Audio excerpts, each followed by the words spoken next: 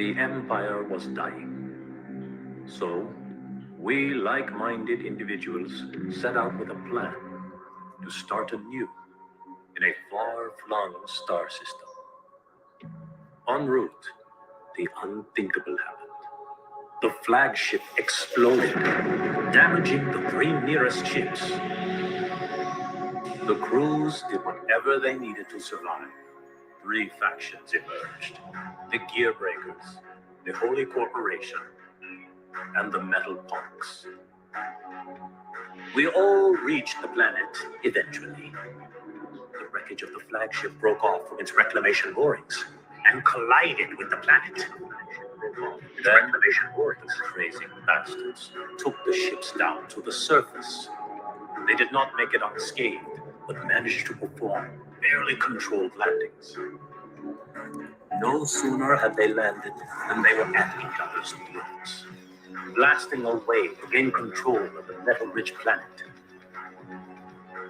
We, the crew of the Earther ship, stayed back in orbit and watched.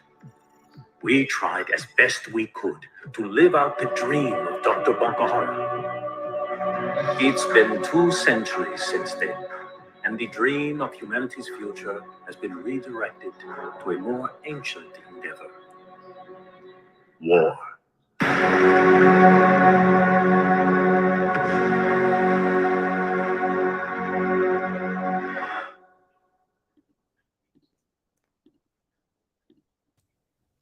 Greatest start to a Sandstorm Meetup that we have had thus far. Welcome back, everybody, for another show. We're having a great Thursday. We are joined by Jonathan and John from the Metalcore team. How are you guys doing? Doing great, Sharp. Great. Glad to be here. I appreciate you guys coming on. That was a really cool trailer for the game, which we are going to be talking about today. But before we get into that, I'd like to do a little introduction for people that might not know you guys, what role you guys play on the team and kind of what got you into the Web3 space. Oh, man. All right, I'll start. My name's Jonathan Moses. I am the executive producer on Metalcore here at Infinite Games. I've been making games for a little over 25 years now. I got my start at Activision, was there for almost 10 years, did a tour at EA, Atari, Disney, Obsidian, and Scopely more recently. And it was talking with one of the founders at Infinite Games about what the vision was for the Web3 space. Like I would say I was a NFT skeptic for a long time, just hearing about all the crazy things that people were doing with them, but hearing about how the technology could really be leveraged to take away some of the pain points that I've had as a player and as a game maker. Got super excited about what we're building here. So I am very, very new to this space. I'm old in games and new in Web3. Awesome. And John? Yeah. So my name is John Chen. I am the head of marketing for Metalcore over at Infinite Games, which is the publisher. I probably got started in crypto Web3 in 2017, initially as more of an enthusiast, dabbler, investor at the time. A friend of mine had just started, a good friend of mine had just started getting into investing and had set up a fund, friends and family fund initially. So I got involved at that time. It was just a very interesting space. At the time I was, still mostly doing digital media, digital marketing. I still have, but now most of my time is, or all of my time is in crypto and gaming. But back then I was running an agency.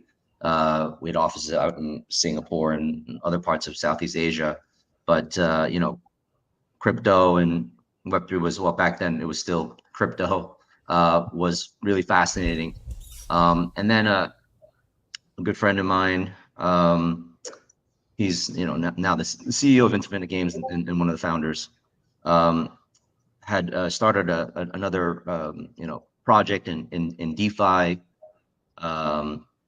He was the only, and as the founder, he was probably the only non-engineer on the team, and I started helping him out. And once I kind of jumped into it, head first. I pretty much never turned back. This was, 2.5 years ago. Yeah. And then, we started seeing, opportunities in gaming. I firmly believe that at this point, Web3 gaming really has the potential to turn the tides and really be that breakthrough area that gets into the mainstream. DeFi was, I think, the big area of interest, 2 years ago. And while it still is making major impacts and evolving, it's a little bit more mature, I guess, now.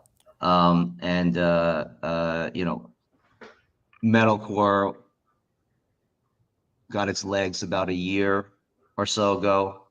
I think a lot's changed and is still changing in Web3 gaming. So I'm just, super excited to be involved and to see how things have been moving and changing in Web3 gaming, and super excited actually to see what's going to come, because I think it's just really the beginning. We're really at the tip of the iceberg. So it's going to be very interesting to see as things progress, as more quality games come out to market over the next 1 to 2 years. Yeah, no, I completely agree with that. I did want to ask Jonathan, because he said that he was with Activision for quite some time. What I guess were there any specific projects that you worked on at Activision? So for a while, I was the id guy. I was responsible for like Doom 3 and the enemy territory games from Wolfenstein Enemy Territory and Quake Wars.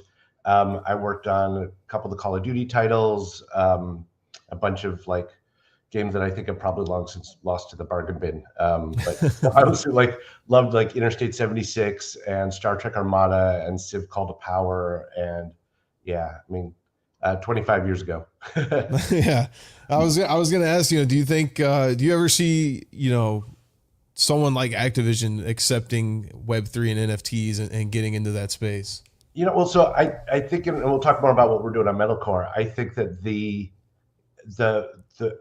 aspect that we're taking it with, opening up player agency and opportunity there. I definitely think so. Like, I think some of the big publishers have put their toes in, kind of in maybe not well-informed toes, but sort of trying it out. I think that as big companies it's tough to be agile. And I think as they see examples where it works and players are signing up and there's opportunity there, it took them a very long time to get into free to play, and now they're making a ton of money there. So, it's all a matter of time.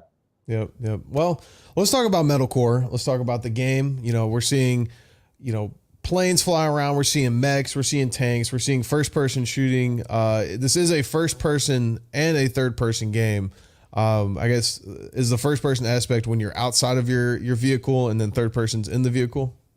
So it's we didn't have it this way for PAX for a bunch of reasons, just the shortness of the demo. But that will be in the player's control, like to switch between the camera being first person or third person. Like when you're on foot as an infantry guy, first person is absolutely where it's at. When you're in a vehicle, I found that third person is better for navigating. It sort of gives you that feeling of the mech when you're sort of outside and watching it move versus just the camera wobble. But when in combat, even in a mech, like being able to aim down the sights and get a better beat on your enemy, I think is better for combat. So it'll be up to the player's choice. So you're able to switch like even while you're on foot from first to third person. So right now on foot, you're always first person. When you're in a vehicle, you could toggle. I think in testing we may evaluate that. Okay. Yeah, I was gonna say, especially with NFTs and just buying skins for your character, whatever your character looks like, you got to be able to see it. Though there's a lot of games that you can't even see the skin that you're rocking. So that would be cool to have at least some type of third person view. And you guys are going to be doing free to play model, correct? Absolutely. Yeah. Awesome. I like that. I love the fact that it is going to be free to play. Excuse me. Let me take it a step further. Like players, when we go free to play, they won't need a wallet to hook up. It will be just set up an account and be able to just jump in and play. And then later on, if you want to attach a wallet or engage in that side of things, you can, but it'll be free to everybody. Yeah. And what console or is this going to be? Is this going to be, through just PC only? Are you guys planning on trying to get into Xbox and PlayStation?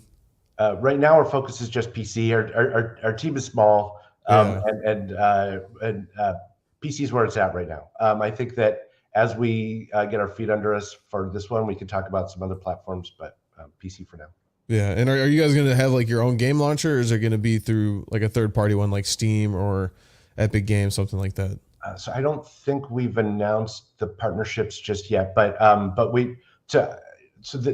because of the wallet connection and wanting to remove a lot of the pain points, we are working on sort of our own launcher, so that once you download the game, you'll be able to easily see your collection of NFTs and connect your wallet and all that stuff, and be able to easily engage there without a lot of the pain points. But yeah, you'll see the game in more places too.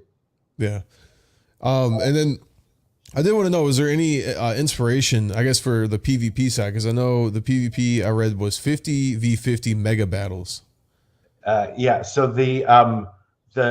we're working up towards these like large faction wars, like you saw in the lore trailer. You've got these like the metal punks and the Holy Corp, and they hate each other. And as a player, you'll eventually want to pledge yourself to one of those factions that participate in these 50v50 wars. But we're going to have PvE and PvP of a variety of sizes, so you'll be able to get in with just like a couple of friends and do a mission, or be able to get in with some friends and do a PvP fight. I would compare it well to like Destiny or even World of Warcraft. Like you've got these sort of open world, you're doing missions with other players in the world. And what we were showing at PAX was this sort of open world event where there'll be kind of like a ping on the map that'll drive players to, and like to capture a point. And those will be just kind of however many people sign up, sort of by getting into the space, we'll be engaged in the combat for, like 5 to 10 minutes. And then rewards will be doled out based on how that went. And then, sort of people will scatter and go about their missions and stories wherever they left it. Yeah. I mean, you mentioned open world. I read that you guys were you're planning on doing like a roam freely sandbox where people can build up stuff. Does that mean, are you guys planning on doing a land sale for this game? Yeah. Okay. We haven't set firm dates yet. So we just had Jonathan mentioned we had different mechs and land vehicles and infantry. So those are all classes of NFTs.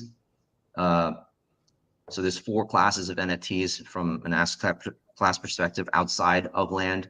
We just had our infantry Genesis mint at the end of July. We have plans for having the mech mint next, sometime in October, date to still be announced.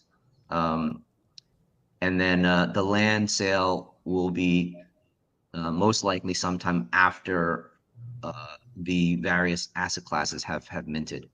So that will be most likely sometime in early 2023. And with the land, like what are like the different things that you can do with it? Is there any way for people to, I guess, to monetize their land in game?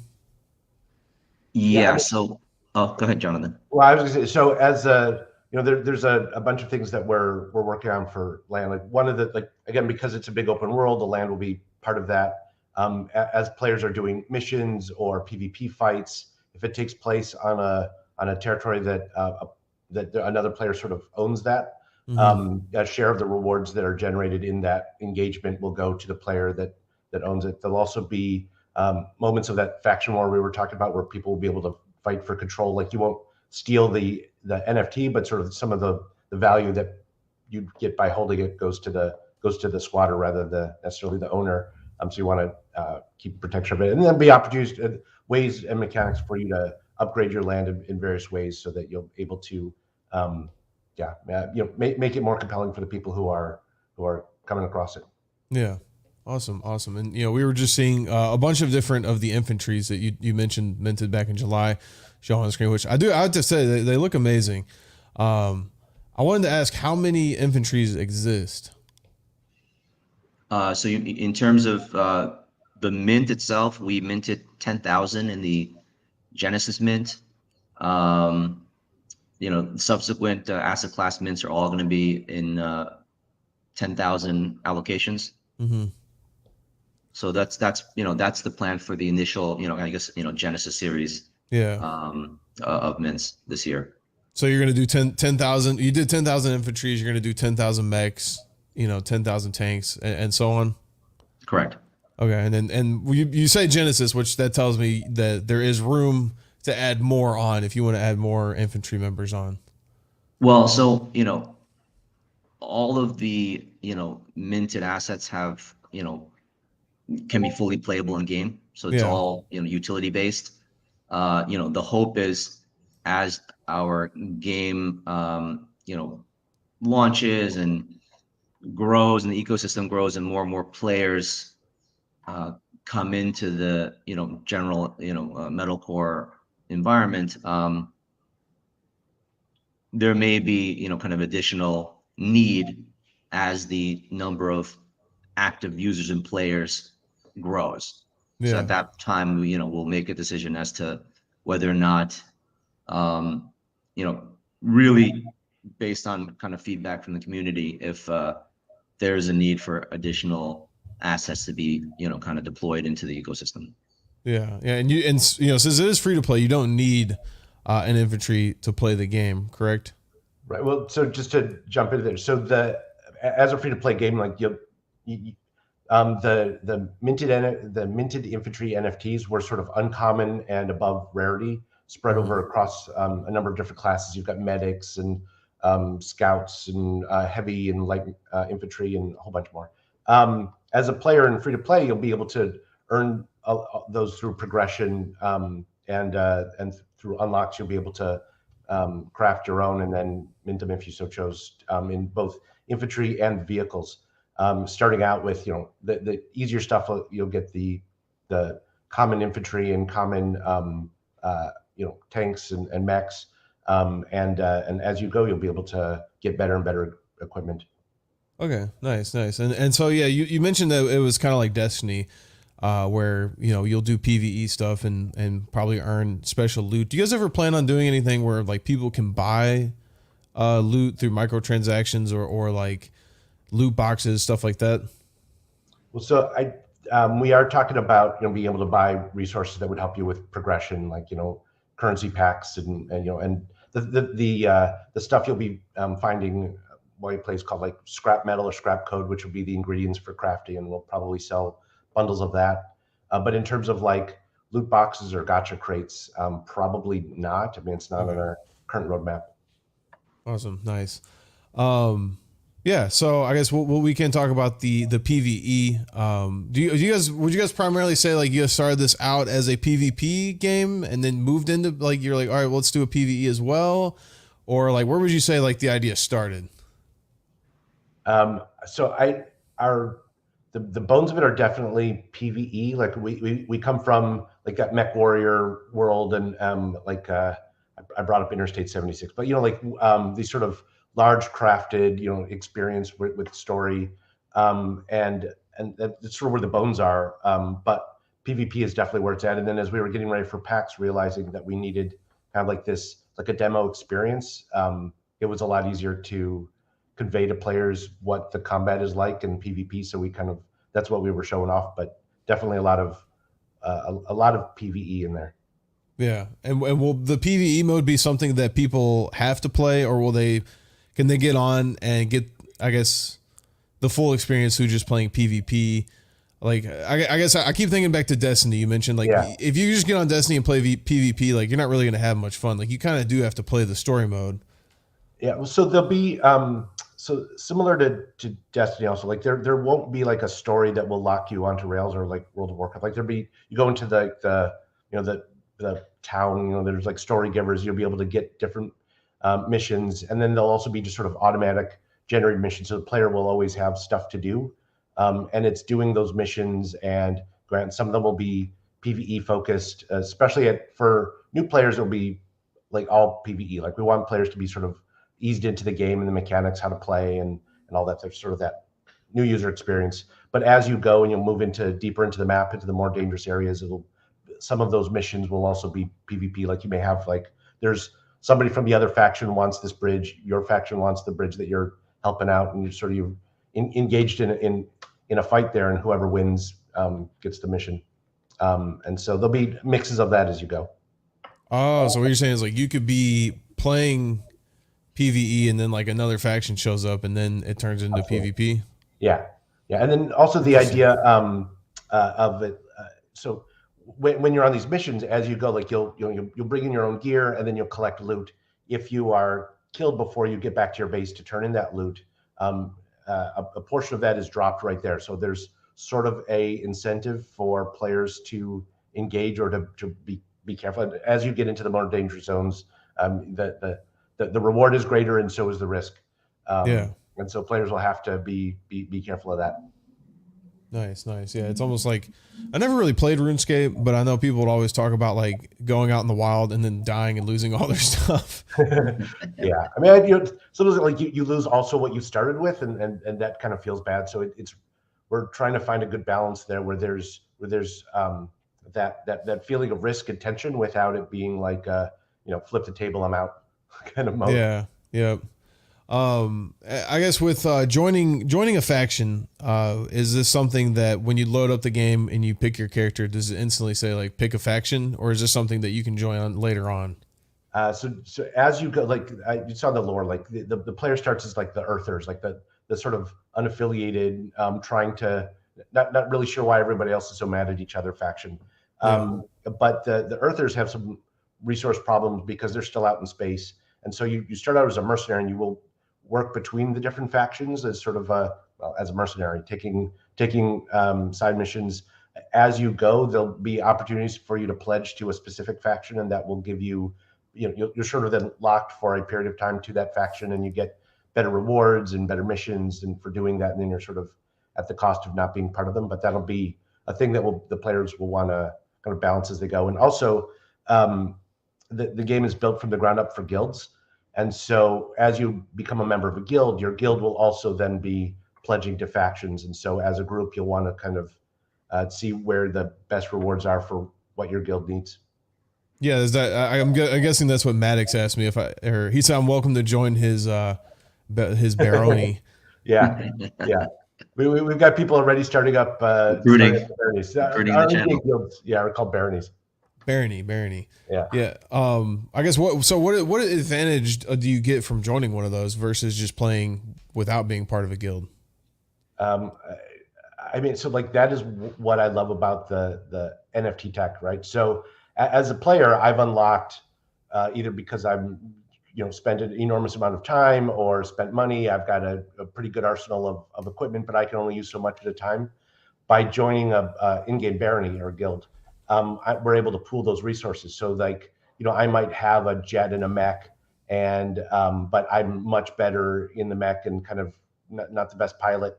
Somebody else on my team is the other way, and so we're able to go on missions, and I'm able to let them use the jet that I have that's better than the one that they've got, and we go on. We're more successful, and then we sort of share those rewards by working together. So like the NFTs allow us to to pool, to share, to to get all the opportunities from that where the player agency and ownership lives.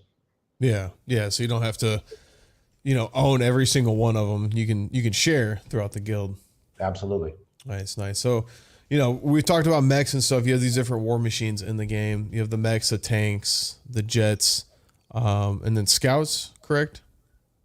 Well, so the vehicles, you've got the tanks, the mechs, the jets, and then the infantry class. And then within each of those, you'll have different classes. So like as an infantry, there's a scout class that's faster. Also in the mech class, there's like in the mech group, there's also like a scout class mech that's just faster and more nimble. And so you've got kind of a variety of jobs for each of the vehicles. Like, mechs will generally be the kings of the battlefield with all the weapons, but there's you've got your big mechs that are slower and your smaller mechs that are faster, and you want to balance that on the field. Yeah, that's what I was going to wonder is if like you have to pick a certain team of players who are like really good in a certain class, and I guess how many players, if you're going out into a PvE, how many people can you play with on a certain mission?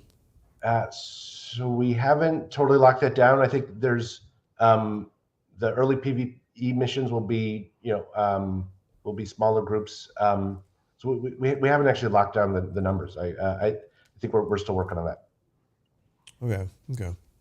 And I'm assuming all of these mechs and stuff will be customizable. You'll be able to change. You'll have different skins that you can use for those as well.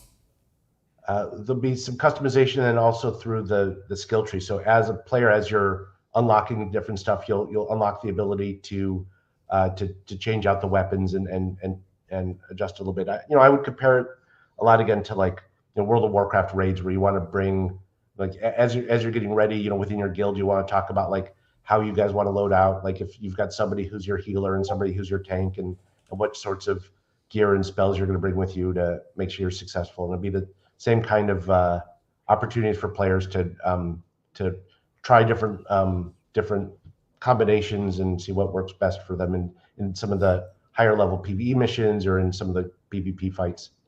Yeah. And you mentioned a couple of times that you guys showed this off at PAX. You had a demo and whatnot. What PAX happened recently? Was it East or West? PAX West up in Seattle. The weather was beautiful. Yeah. I've been to PAX West once when I used to play Call of Duty tournaments, and I went there and played. I guess, how did that go, showing off the game to the different people at the event that might not be into NFTs?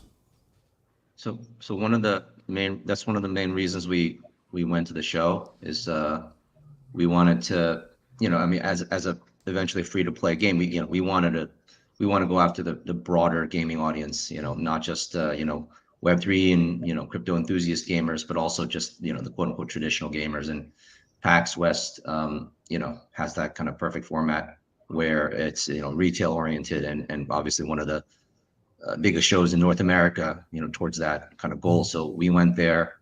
We were the only blockchain enabled Web3 game that exhibited.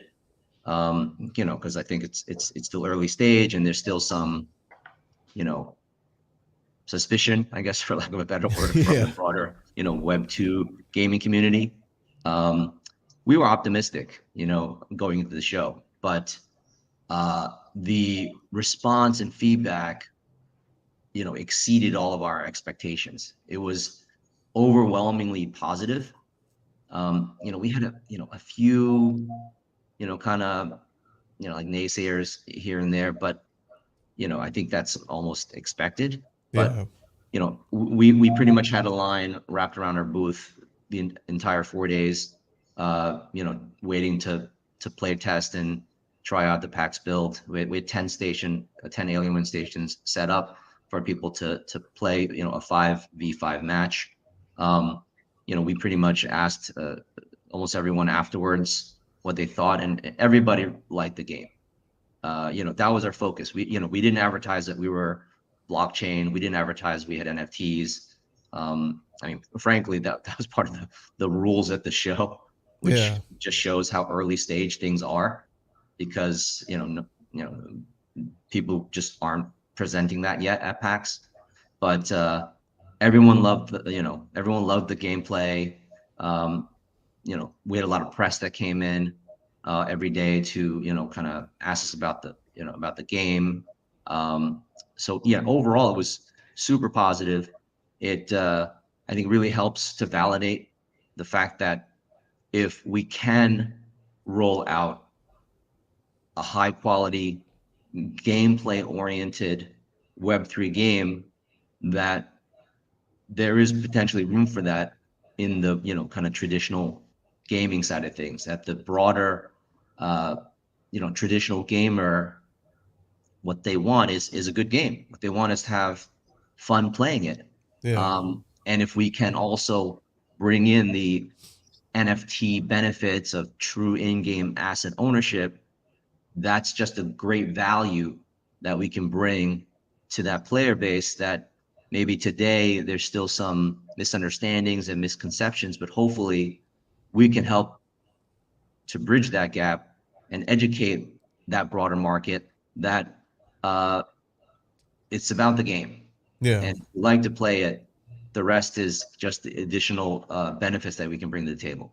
So yeah, PAX was we felt like PAX was a great success.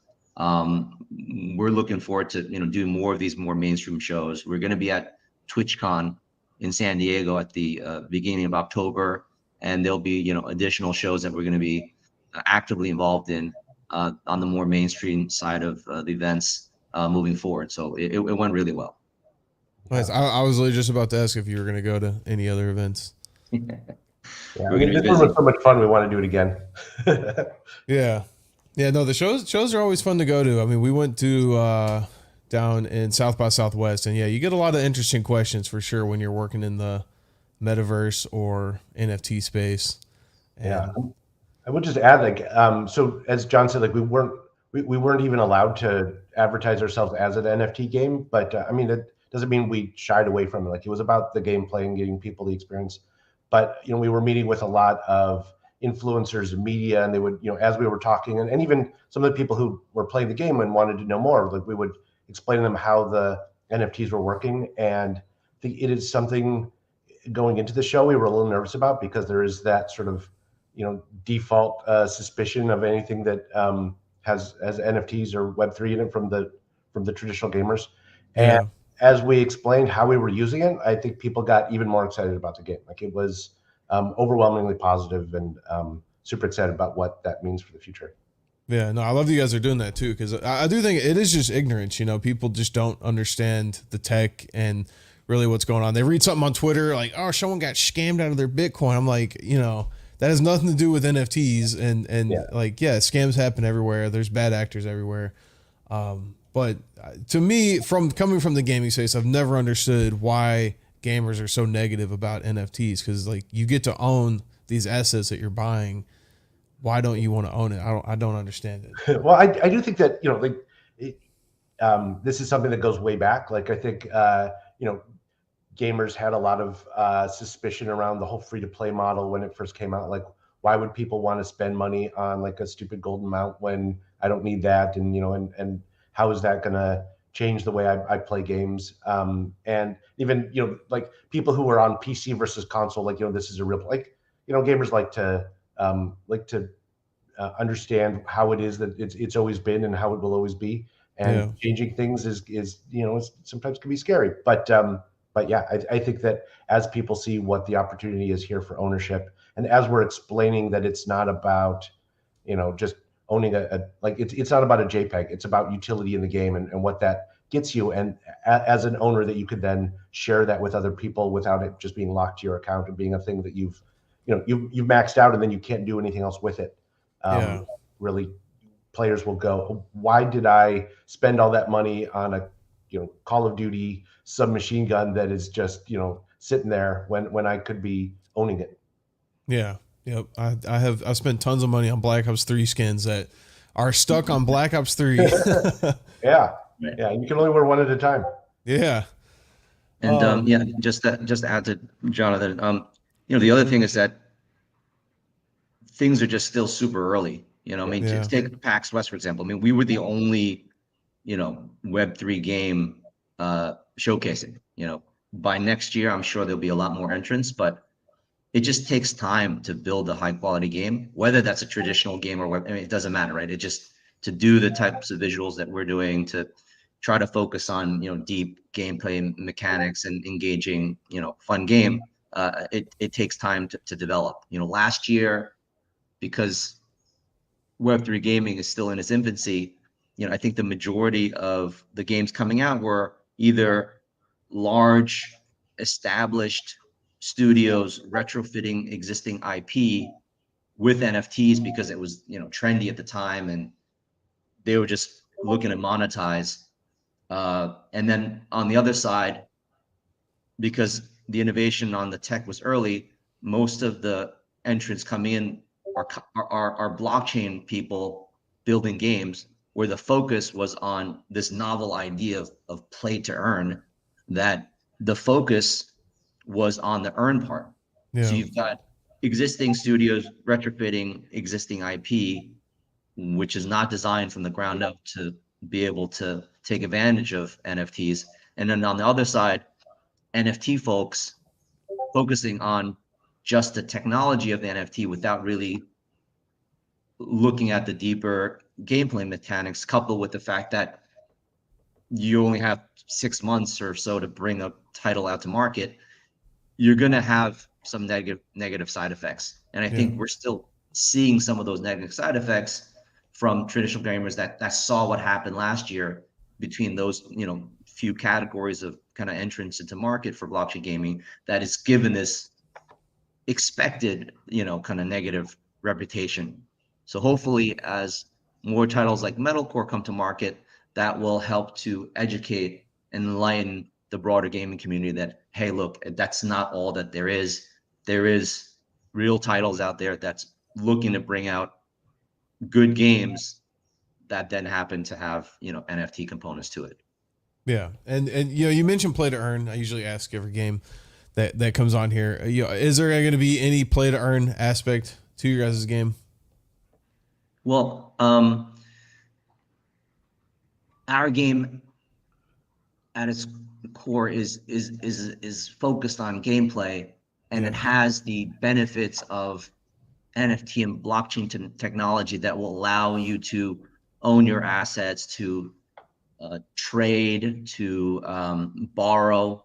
And if you're a barony or a landowner, you get the benefits of being able to lend out your assets, to lease and to do all the things that come with the benefits of actual in-game assets being NFTs. Yeah. But, our focus isn't play to earn. It is more like play the game and you get to own the assets that you're playing in the game, and you may have the opportunity to get additional assets that you don't own from others to share to enhance your gaming experience. So maybe it's a play and own model, for lack of a better term, but I think play to earn can be misleading at times, because when you say that, it may connote the fact that the sole purpose of someone playing is to earn. And when that happens, it can lead to potential problems within a gaming ecosystem where value extraction becomes the sole purpose versus spending time to enjoy the gameplay. So because of that, we want to avoid that in order to build a healthy gaming ecosystem for Metalcore that can sustain. Yeah. And are you guys plan on doing some type of like grand exchange in the game, or like a marketplace where players can, buy and sell certain items that they earn through the game? So initially, we don't have plans to set up an internal marketplace, but we do listen to our community very intently. As we get closer to our, free-to-play launch, and as we roll out the various versions of our open world alpha, our first one, I don't know if we mentioned it yet, is our initial open world alpha is launching in just a few weeks, actually, on the 21st of September. We're going to be looking at the feedback from the community. So if there is enough or significant amount of, I guess, feedback where we feel like we may need to push up the rollout of an internal marketplace, we may do that. It's certainly on our list of things that we will be doing. But our initial primary goal is to get a playable version of the game out to as many people as possible, get the free-to-play version rolled out, get to a 50v50 level gameplay, and follow that up with additional enhancements. Yeah, I want to add to that. First one on the play to earn. Like I think that in looking at other Web3 games, I think there's like a bit of a paradox. I think that so as John said, like our focus is on the gameplay, and if we do that right, if we're because we're focused on the game, then the value in where people will be, because it's fun and people want the stuff to play in the game, the value of that goes up. So there's an opportunity for people to be able to sell their assets. But because our core focus is making sure that the game is fun, so that people want to keep it in the game and not extract it, and not that it isn't a about us creating an external value, but the internal, like what things want in the game. And it is also to make it as somebody who came from the traditional game space, like it's a space where I understand, why I want to kind of min-max my gear loadout so that I can play the game and have a good time.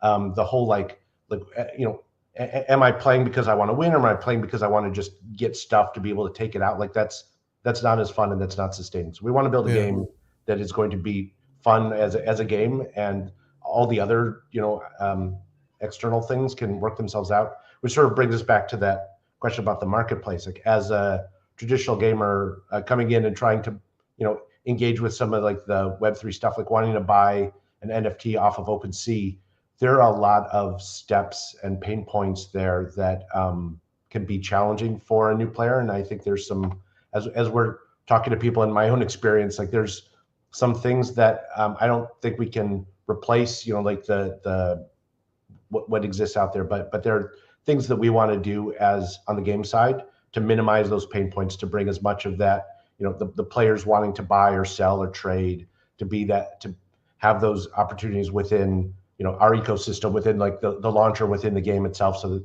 we're not sending people out to, places where they may not be as comfortable or as ready for them yet. Yeah. Because operating MetaMask and OpenSea for a new time user can be stressful. Yeah. There's a lot of information that they need, and and like rightfully so. And it's finding the balance, like what can we do internal to the game that doesn't require going out, like especially if I want to buy a thing from another player that I'm going to use within the game, like why do we have to necessarily go outside? Like there's things we can do internal that will reduce some of those pain points. Yeah. And I guess just a short question from the chat from Maddox. He wants to know if you guys will be incorporating capture the flag into the game. Yes. Awesome. I always love capture the flag. I think that comes from me playing Halo when I was younger. It was a great game.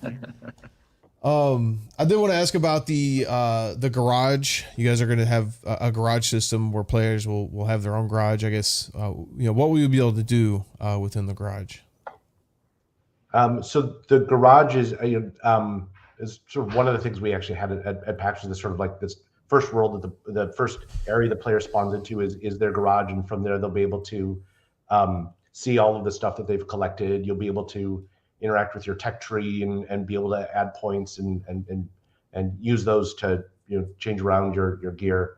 We're also going to have like a shooting range, so you can, in the safe space of your own kind of world, be able to go and try out the mechs and try out the different infantry weapons and stuff, like what you were just playing with. So it's kind of a place to interact with. That'll be your garage is kind of like your own personal space. Yeah.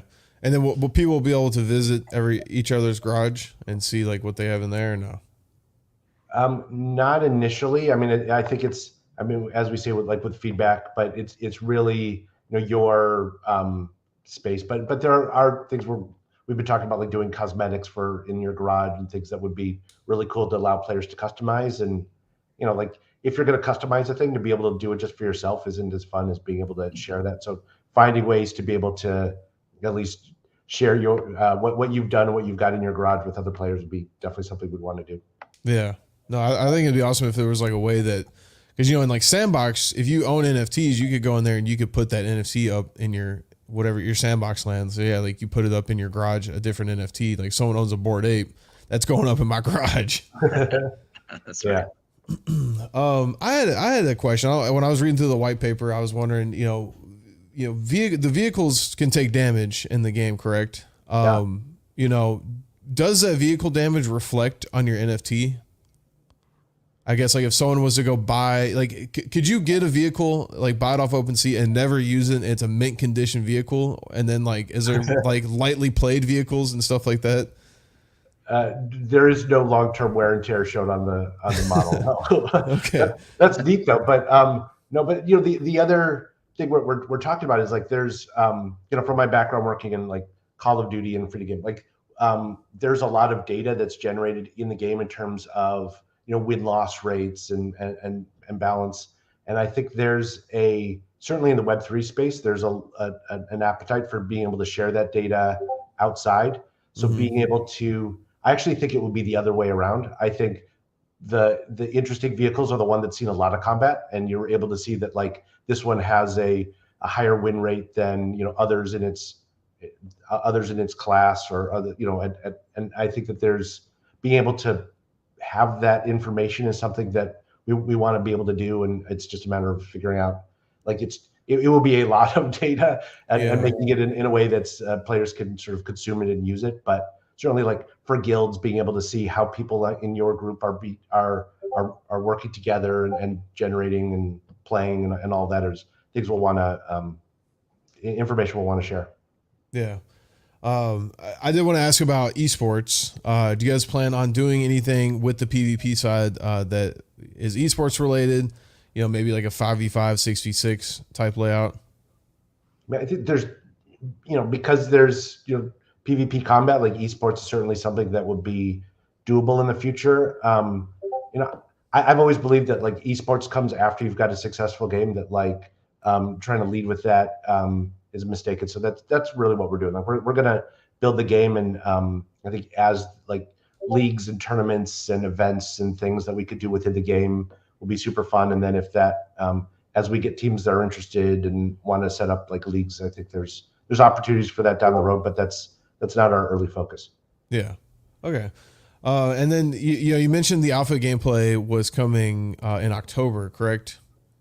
The open world alpha is launching on September 21st. Oh, September. Okay. Yeah. For the people in chat, and I guess for myself, how would we get into that alpha? So initially, the open world alpha is accessible if you are a holder of any of our infantry NFTs. That will grant you, access into the open world alpha. We are, setting up some additional avenues for access for, influencers and media and certain, partners that we feel like would be beneficial for the, ecosystem to, kind of get some additional exposure.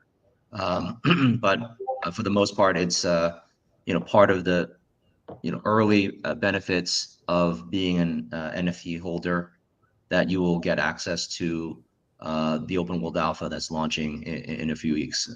We're going to have several phases of open world alpha in the coming months. We're going to iterate, pretty much take feedback from the, early community that is essentially playing, figuring out kind of things that we need to adjust, revise, enhance, and then rolling out subsequent iterations of it in the coming months. So, expect, at least 2 open world alphas in the coming few months through the remainder of this year, potentially more if, we find like we will need to. But I think at a minimum, there'll be at least, 2 phases of the open world alpha. Yeah, and just to add to that, I mean, I think that there's, so the benefits of the open world alpha to the players are an opportunity to check out the game and see how things work. The initial launch will be very similar to what we had at PAX, just in terms of like, that's where our focus has been on that sort of open world event combat domination mode. And as John said, we'll be rolling out additional content. But as we're looking at, so for players, it's an opportunity to try out the game. For us as the game makers, it's our ability to test out server capacity and different things on the back end that we need to test. And looking at just NFT holders, we're probably going to need more players of that. So I think creating, as John said, influencers and guilds, and having probably a wait list so that people who played the game at PAX and hear what we're talking about here today are like, I want to get in, but I missed the maintenance, that we'll have other opportunities for people to be able to get in as well. And then WT wants to know, will you be able to stream the alpha, or will it be under an NDA? Oh yeah, no, so no NDAs needed. We, as a team, we don't like unnecessary paperwork in general. So for sure, anyone that's in the open world alpha will be able to kind of share their experience. We welcome that. We feel like at this point the game is certainly far along enough that we want the community to be able to showcase what we've built and rolled out. So no issues on that front. Yep. Awesome. Yeah, you'll have to make some good connections at TwitchCon. Get some of the big streamers streaming. Right. I guess my last question. I got to ask you because we're with the sandbox. Do you guys have any plans with to do anything within the sandbox or Decentraland or any type of metaverse? So I think after this show, we'll be talking to some of you guys, and we have been in discussions about doing some stuff. Certainly, I think right now, Web3 gaming, Metaverse, it's still super early stage. We need to all work together and raise the kind of the broader profile of blockchain gaming and metaverses. And you guys are at the forefront of Metaverse. Sandbox is obviously one of the leading formats. So we're still tossing some ideas around. Maybe we Metalcore will have some presence in Sandbox. Through Sandstorm. We'll look to get a little creative on how that will kind of take form. Mm-hmm. But we're definitely interested to kind of do some stuff. For sure, long term, as the game rolls out, as the free to play version rolls out, I think it's important to have ties back into both the traditional side of things as well as the Web3 side of things. Yeah, I would love to see some voxel mechs walking around in our social hub. All right, well, I appreciate you guys coming on the show today. Thank you very much. I'm definitely excited for this. I'm probably going to pick one up on OpenSea and check out that alpha when it launches. Everyone watching, you guys should definitely hop in the Discord, join the Metalcore Discord, follow them on Twitter, stay up to date with everything going on. If you're at TwitchCon, check out their booth. Are you guys going to be doing demos again at TwitchCon where people can play? Yeah, definitely. If you guys go to TwitchCon, I saw some people in the chat saying they were going, stop by the booth, check out the game. And then the website's right there, metacore.gg. Once again, John and Jonathan, thank you guys very much for coming on. Thank you. This has been fun. Yeah, it's a great time. And everyone, thanks for watching. We'll be live again tomorrow at the same time. So everyone have a great rest of your Thursday.